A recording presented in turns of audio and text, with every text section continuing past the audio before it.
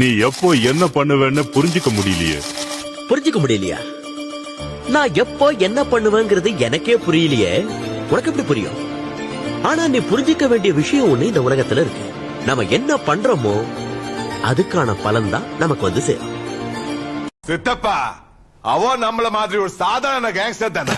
என்ன சாதாரண கேங்ஸ்டரா? அவன் வரலாற சொல்ல இங்க பல பேர் உயிரோடவே இல்ல. ஏகே ஒரு ரெட் டிராகன்.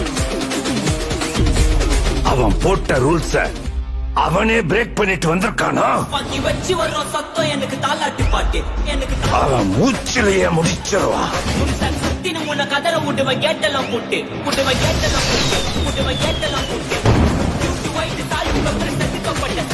எங்க ஆண்ட ஊருக்குள்ள